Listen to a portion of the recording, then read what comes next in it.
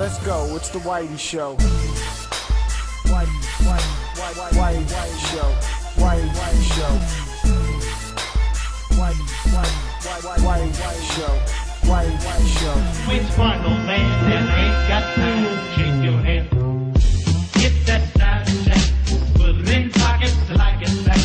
Going downtown. Fresh out of the bakery, it's time for my Titanfall review. And Titanfall is that big exclusive that Xbox One promises the owners, this is it. This is what we're waiting for. That's what they said anyway. So, mix up Titans with humans in really fast-paced combat while like running on walls and dashing and doing double jumps and doing moves that basically only one could call insane shit. And you got a product that is not only going to innovate the first-person shooters in the right direction, but maybe make the online orgasmic. I don't know, maybe, we'll see. But does it all work? That's what we're going to find out right now. Which one, old man, that ain't got time?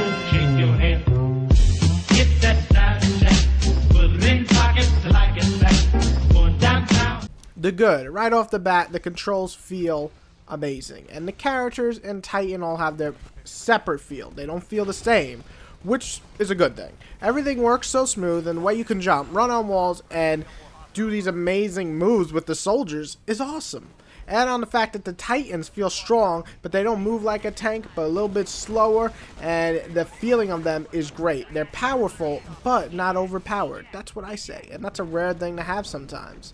The maps are all well made. I don't think I hate any, and while there are some that are obviously better made than others, there's not a map where I'm like, fuck man, I'm stuck on this shit. But that's actually a surprise, believe it or not. Even games where I absolutely love them, like Halo Online and Last of Us Online, there's always a map or two I just cannot stand. Luckily, Respawn put a lot of work and effort into each map.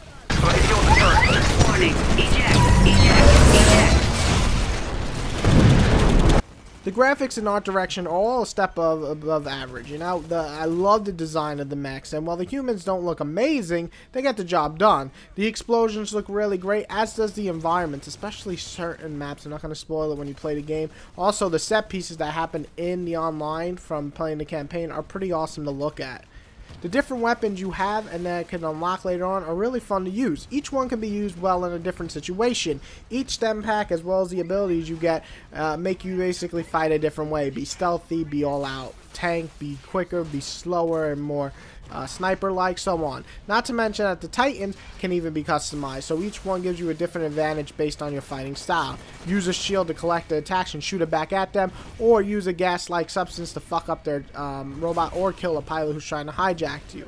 So there's stuff like that that definitely makes each Titan have its own feel. The way that you can easily free roam jump and go in and out of mechs and do all these crazy jumping shit, it's got to be respected. You know why? Because nobody has done it this well. You know, some can argue that Mirror's Edge and Brink, remember that piece of shit? Anyway, games like that started it, but I have not seen it look or at least flow this well and forever. Hey, Hardpoint Charlie, that building, get ahead. Warning, health system. Warning, reactor unstable. Rock and rolling. Alpha's under attack. The bads are two things. Well, there's some good modes. I really wish there were some more unique modes. With each Titan, you know, with all these mix of like Titans, fast-paced combat, you expect some, I don't know, out of the norm. But it's basically kill all or defend bases, capture the flag, and so on. And there's a Titan mode, which is cool, but it's basically survive as a Titan. You got one life. I just wanted something new. I don't know. I believe Respawn can make something really unique and different if they tried in terms of game mode. I'm also not a huge, you know, frames per second guy. I really don't let that bother me in most games. But at times when there was like 6 mechs around, shit happening, the game would actually like frame stutter. Like shit was actually going like a couple of frames per second. I'm like, what the fuck is happening? Is this lag or is this the game? And it is the game, and that's just not cool because the game is online only, so that's not acceptable really all. Which one, old man, that ain't got time? Shake your head. Get that style check. Put it in pockets till I get back. Going downtown. The The game is only for competitive people or people who really only play online. The campaign is like bare minimum, and it only really unlocks shit for you to collect. It's all about killing people, and I love that. You know, some will not like that. They simply like a single player, and that's fine.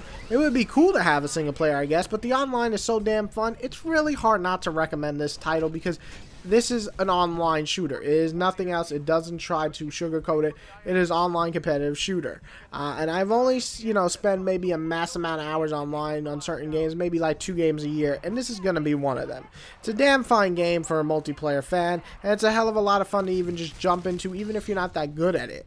I give it an amazing score of a 9 out of 10, and I really enjoy it because, one, anybody really can jump on it, but it takes a lot to master this shit, and I'm going to try and master this shit because it's a great game.